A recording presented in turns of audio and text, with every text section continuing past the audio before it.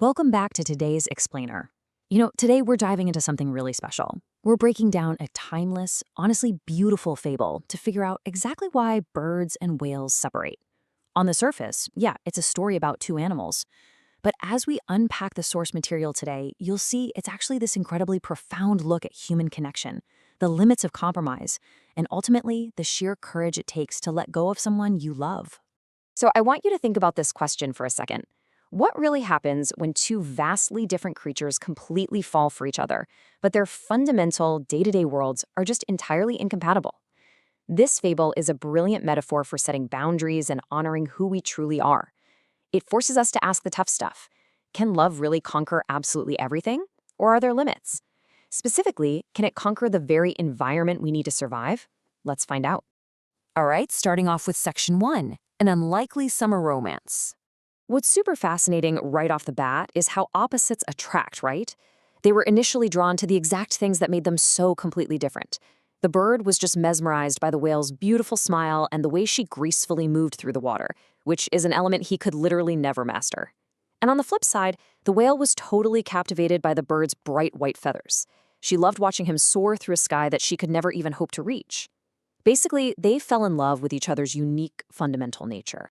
And despite those massive physical differences, they built this genuinely beautiful emotional bond. I mean, they hung out in the bay all summer long.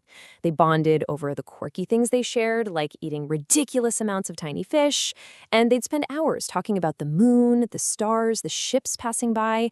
Plus, they exchanged their unique gifts. The bird would tell these jokes that made the whale laugh out loud, and the whale sang these deep, beautiful songs that literally brought the bird to tears, even if he didn't fully understand why. It was just this perfect, harmonious summer vibe. You know how it is in the honeymoon phase, right? You get so optimistic, and that's perfectly captured here when they start making plans for a shared future. They're talking about introducing each other to their families and friends.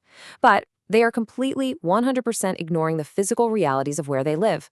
The bird cannot survive in the deep ocean, and the whale obviously can't visit the land.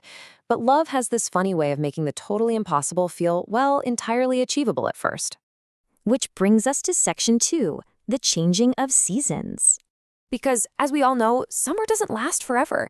The turning of the seasons introduces this massive, unavoidable external conflict that just shatters their comfortable little bubble. Everything was absolutely perfect in the bay during summer, but then autumn rolled in and pretty soon winter followed. The ocean turned freezing cold, and the whale's sheer biology dictated that she had to leave for warmer waters, just like the rest of her pod. Suddenly, the very environment they relied on to build their relationship simply vanished. So, the cold, hard reality sets in here. External forces, like a freezing ocean, can't just be put on pause because two people have strong feelings for each other. The world doesn't stop turning just because a bird and a whale happened to fall in love. No matter how warm their affection was, it physically wasn't enough to warm up those winter waters. So what do? Let's look at section 3, trying to change. Faced with losing her, the bird tries a seemingly logical but ultimately doomed solution. When the whale invites him to follow her to warmer waters, he's all in. He enthusiastically asks her to teach him to be a whale. He takes a deep breath, dives deep into the ocean, and for a fleeting, beautiful second, he laughs and thinks, "I'm swimming, I'm a whale." But biology always wins. Actually, scratch that. Physics and biology win. He quickly runs out of air, starts gasping, and has to violently retreat to the surface. He tries and tries again, but despite all his love, he literally cannot breathe in her world. On the flip side, the bird suggests she come live with him up on his warm, cozy cliffs to watch the sunrise. The whale, who is completely devoted at this point, asks him to teach her how to be a bird. She squeezes her eyes shut tight, frantically flapping her fins like wings. She's splashing water absolutely everywhere, laughing and yelling, "I'm flying! I'm a bird!" But then she opens her eyes. The heartbreaking truth hits her. She's still just floating in the water. She can try all day long, but those fins are never going to carry her into the sky. And so they're forced to face this super painful reality. You just cannot simply adopt someone else's natural habitat without entirely sacrificing your own survival. No matter how much willpower you have or how much love is driving you, a bird cannot become a whale and a whale cannot become a bird. It's such a powerful lesson in accepting the fundamental, unchangeable limitations of who we actually are. This brings us right to the climax of the story with this ultimate gut-wrenching question. But if you can't fly and I can't swim, where can we live together? It begs the question, what room is actually left for compromise when your fundamental natures are totally at odds? When your basic core survival needs are pulling you in opposite directions, is there even a middle ground? Or does finding a middle ground just slowly destroy you both? And that leads us to our final part, section 4, the inevitable goodbye. Desperate, and I mean desperate, to save this relationship, the whale makes one last offer. She suggests they just meet in the middle and live right there in the crashing waves. But the bird is wise enough to see the massive flaw here. He shakes his head and tells her, "You love to swim deep in the ocean. That is your absolute favorite thing to do. You would never be happy here." He knows that asking her to stay in the shallow, turbulent waves would completely deny her true nature.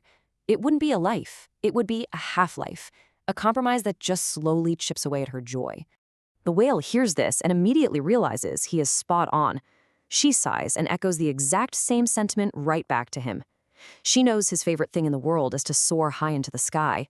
If he stayed trapped in those shallow waves with her, he'd be absolutely miserable without his open skies.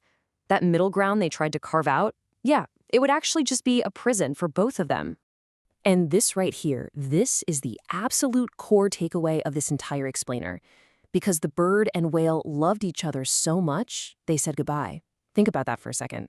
Their separation wasn't caused by a lack of love, it wasn't fading attraction or some bitter, toxic argument. It was caused by an absolute abundance of love, totally mixed with a deep, profound respect for each other's true nature. They literally loved each other too much to force the other person to shrink themselves down to fit a compromised life. And the beauty of it is, they never forget each other. Instead, they find a real peace in knowing that the other one is thriving exactly where they belong. When the whale looks up and sees a bird flying high in the sky, she thinks of her bird, hoping he's out there just loving the open air. And when the bird sees a whale diving deep, he hopes she's enjoying the vast ocean. They managed to transition from a love based on possession to a love based entirely on appreciation. So I want to leave you with this final thought to ponder as you look at your own life, your relationships, and the people you deeply care about. True love sometimes means letting the other person enjoy their natural element, even if it means you can't be right there next to them. So ask yourself, are you forcing a compromise that denies your true nature or the nature of someone you love? Or are you brave enough to let go so both of you can truly soar and swim? Thank you so much for joining me for this explainer, and I hope this story gives you a brand new lens to view the beautiful, sometimes incredibly complex habitats of our own lives.